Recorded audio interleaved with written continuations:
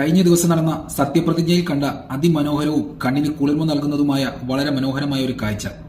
സത്യത്തിൽ ജനങ്ങളെ ഭരിക്കേണ്ടവർ ഇതുപോലെ ജനമനസ്സുകൾ മനസ്സിലാക്കുന്ന നേതാക്കന്മാരായിരിക്കണം. സത്യപ്രതിജ്ഞ കാണാനും നമ്മുടെ മുഖ്യമന്ത്രിയെ കാണാനും മുഖ്യമന്ത്രിയുമായി ഒന്ന് സംസാരിക്കാനും ആഗ്രഹിച്ചു വന്ന വൃദ്ധയായ ഒരമ്മ, മുഷിഞ്ഞ വേഷമണിഞ്ഞ ഒരമ്മ. ആ വൃദ്ധയായ അമ്മയെ ഇത്രയും പ്രമുഖർ ഇരിക്കുന്ന ആ സ്റ്റേജിലേക്ക് വിളിച്ചു കയറ്റി നമ്മുടെ ഭാവിയുടെ വാഗ്ദാനമായ ശ്രീ രാഹുൽ ഗാന്ധി ആ അമ്മയെ നെഞ്ചോട് ചേർത്ത് പിടിക്കുന്ന സുന്ദരമായ കാഴ്ച. മാത്രമല്ല നമ്മുടെ മുഖ്യമന്ത്രി ഒരു മകൻ സ്വന്തം അമ്മയ്ക്ക് കൊടുക്കുന്ന സ്നേഹവാത്സല്യത്തോടെ ആ അമ്മയെ നെഞ്ചോട് ചേർത്ത് നിർത്തുന്ന സുന്ദരമായ നിമിഷം. ഓരോ നേതാക്കന്മാരും കണ്ടിരിക്കേണ്ട, അറിഞ്ഞിരിക്കേണ്ട, മനസ്സിലാക്കേണ്ട യാഥാർത്ഥ്യമാണ് തങ്ങളെ വോട്ട് ചെയ്ത് അധികാരത്തിൽ കയറ്റിയ സാധാരണക്കാരായ ജനങ്ങളോട് എങ്ങനെ പെരുമാറണം എന്നുള്ളത്. അല്ലാതെ വോട്ട് ചോദിച്ചു വരുമ്പോൾ നെഞ്ചോട് ചേർത്ത് നിർത്തുകയും കെട്ടിപ്പിടിക്കുകയും ജയിച്ചതിന് ശേഷം അവരെല്ലാം അയിത്തമായി കണ്ട് ദൂരേക്ക് മാറ്റി നിർത്തുകയും ചെയ്യുന്ന നേതാക്കന്മാരാവരുത്. ഒരു സാധാരണക്കാരൻ കയ്യിൽ തൊട്ടാൽ അത് കഴുകിക്കളയാൻ വേണ്ടി കൂടെ സാനിറ്റൈസറുമായി നടക്കുന്ന അല്പന്മാരായ നേതാക്കന്മാരും ഇത് കണ്ടുപഠിക്കണം. വോട്ട് ചെയ്ത് ജയിപ്പിച്ച ജനങ്ങൾ പ്രജകളും ജനങ്ങളുടെ ഔദാര്യം കൊണ്ട് ജയിച്ചു വന്നവർ രാജാവായും വിലസുന്ന നേതാക്കളും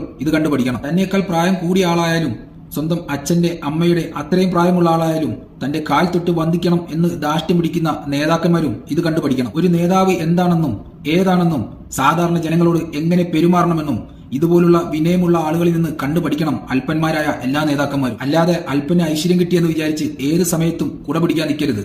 നല്ലൊരു കാറ്റ് വന്നാൽ ആ കാറ്റത്ത് കുട പറന്നു പോകാനും ഒടിഞ്ഞു പോകാനും സാധ്യതയുണ്ട് എന്നുകൂടി ഓർക്കുന്നത് നല്ലതാണ്. ബഹുമാന്യനായ ശ്രീ സതീശ സാർ, താങ്കൾ ഞങ്ങളുടെ മുഖ്യമന്ത്രി ആയതിൽ ഞങ്ങൾ അഭിമാനിക്കുന്നു. താങ്കളെപ്പോലെയുള്ള നേതാക്കളാണ് ഭരണത്തിൽ വരേണ്ടതും ജനങ്ങൾക്ക് വേണ്ടതും.